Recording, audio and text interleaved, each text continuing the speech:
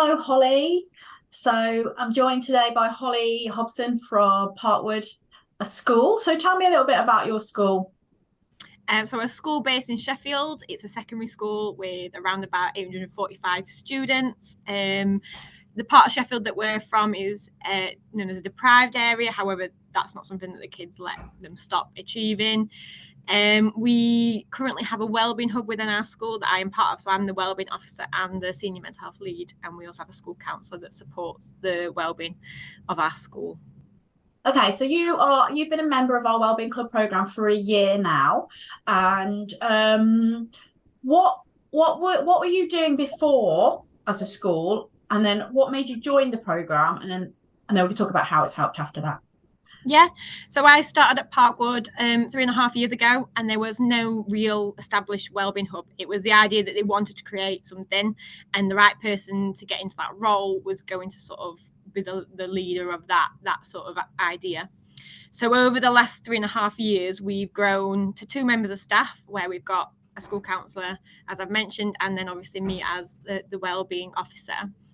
And our hub is now an opportunity for students to access drop-in sessions, to complete interventions. We have over 7 different external projects running, charity-based ones and ones that we fund.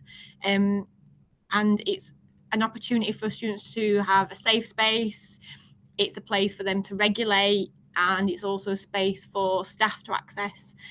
So over the last 3 years, we've grown it from just interventions to it creating this whole school approach of providing safety, providing an opportunity for supportive conversations and meetings, a place where we can do mediations, an opportunity for do one-to-ones and group interventions. So it crosses over all that line. And then the plan moving forward is to continue the development and building of the Wellbeing Hub. And where Worth It came into it was last year, when obviously we were looking at the bursary for a senior mental health lead.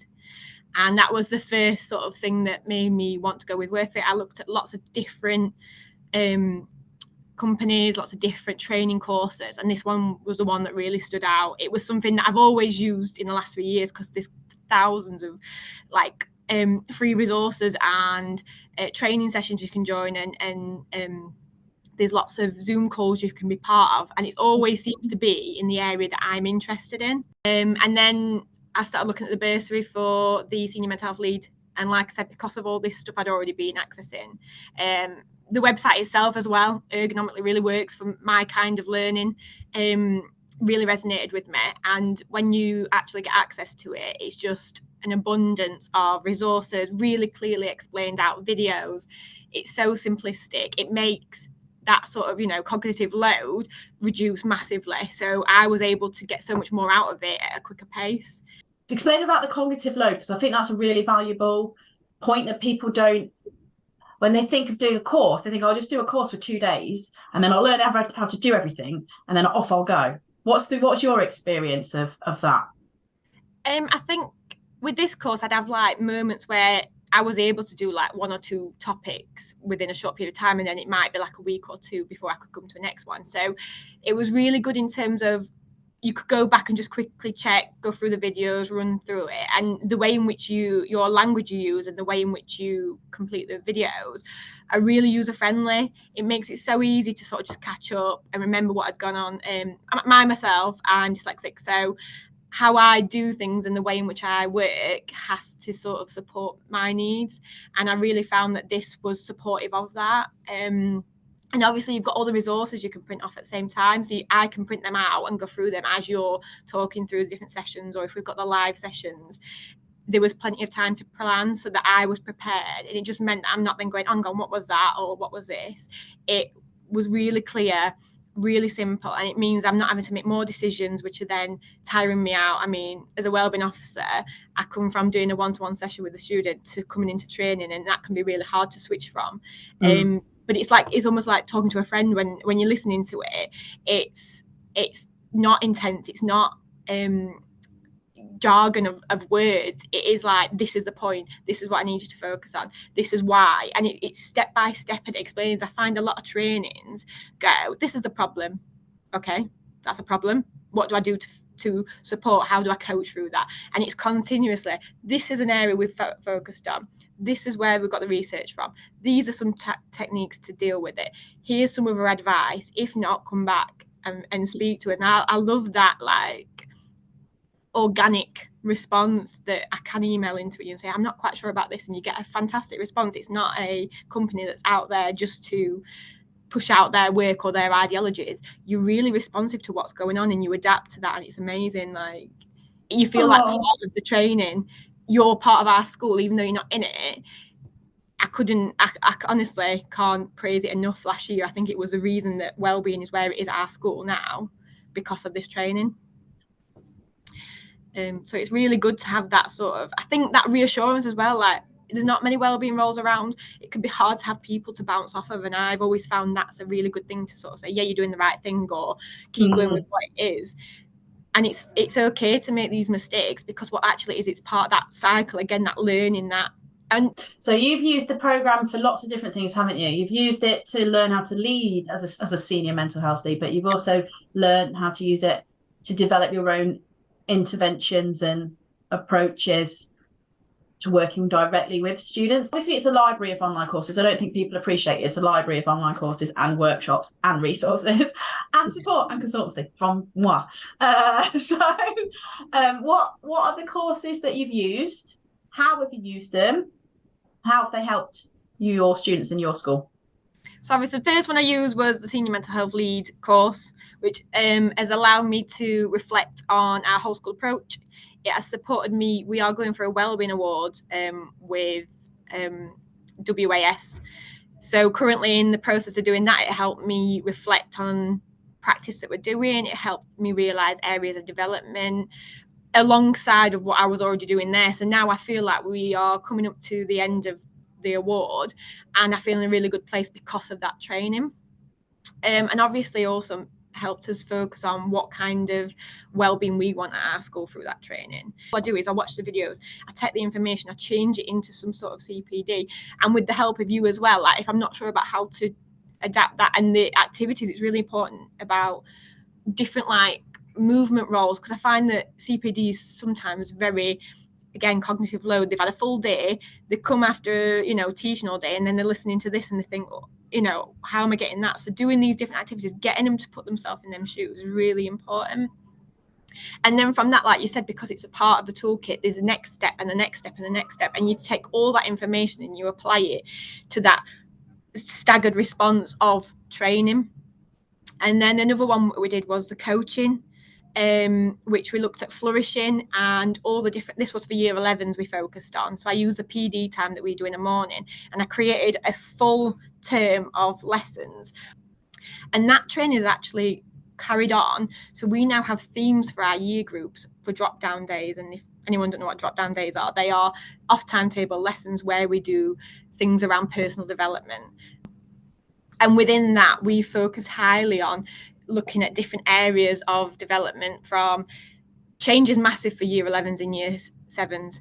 And from that resource and from different toolkit sessions that we've watched and different trainings, I've been able to look at themes that match up with that.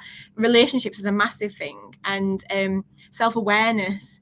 I don't think there's enough easily understood that year 8s can understand, but that's a big thing at the moment. Them self-regulating and them understanding how their behaviours impact their surroundings.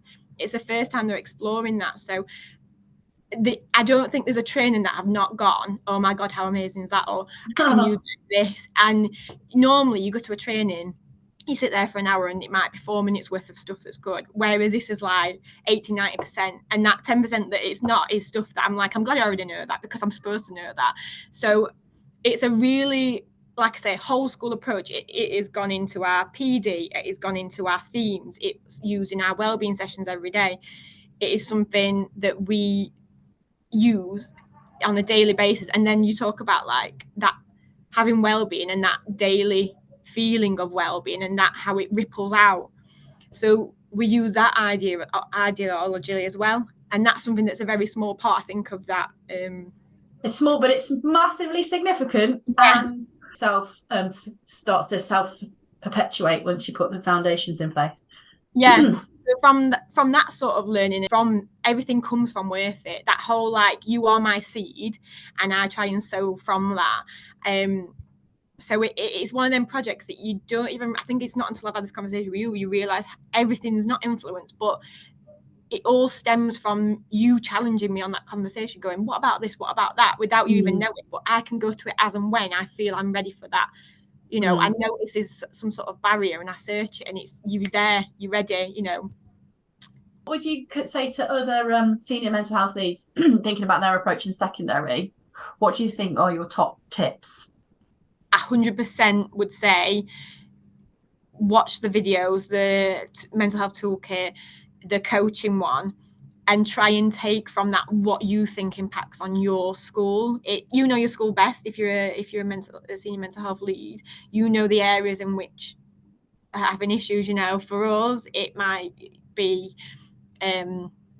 sort of the area that we live in, but it might be in a different school. It might be that they're struggling with something that's happened in the community. It might be that they've got poor mental health because there is an ongoing issue in that area, or there might have been a bereavement within the school. There's so many different areas, so you know what you need to focus your school around. I think it's one of them resources that goes beyond the value of the course. It's full of clear, concise information. It is really easy to understand.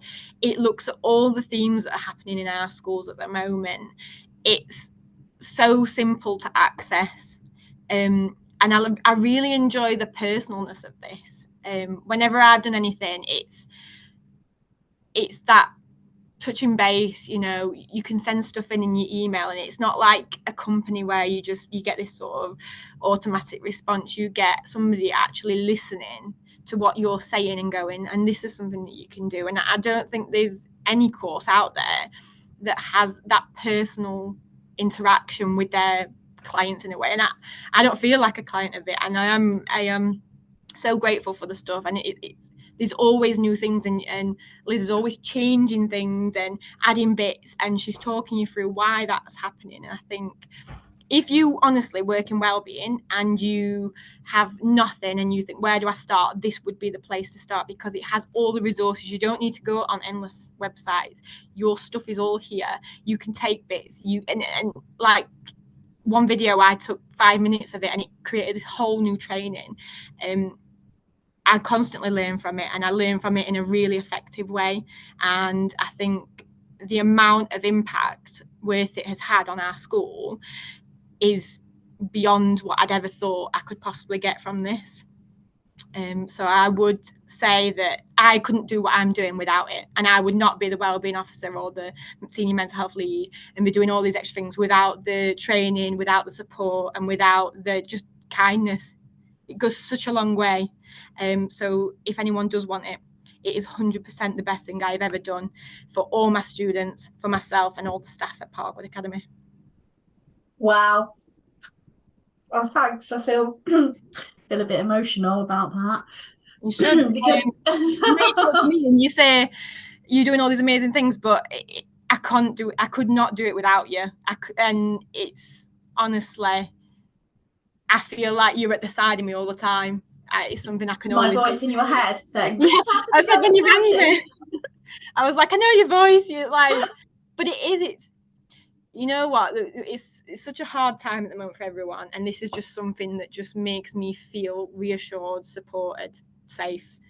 And if I'm getting that, what am I giving out? Where is my cup going? And it's getting filled. So. Exactly. Oh, thanks for saying that. And that's what I wanted to create with Wellbeing Club, is reassurance for the senior mental health lead, because you can feel isolated in the role, can't you? And it's so overwhelming and huge, especially in a secondary school. Like, developing school mental health is huge and difficult. Overwhelming.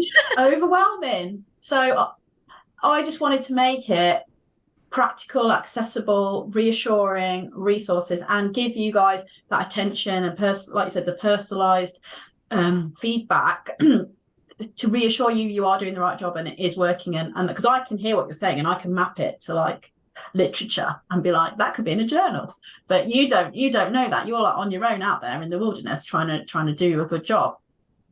Yeah, and I think that's what sometimes you question yourself, and I think anybody that's a good professional should be questioning what's going on. And it's really important to sometimes have that feedback, and it's also it supports what I'm going through, like helps my self-esteem, it helps how I feel, because you've got somebody that understands what you're going through and understands the kids and understand, you know, I know your background is so experienced, and I hope that, you know, it'd be great to have more of that.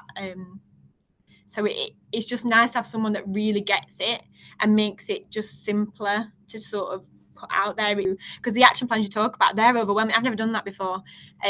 And I remember doing stuff with you around it and speaking to other staff on them calls, and it just was so, like you say, you know, when you talk about wellbeing and saying that you don't understand how much it impacts somebody, I think that's the point. It hit so many different levels of my ability, my level, my confidence, things like that.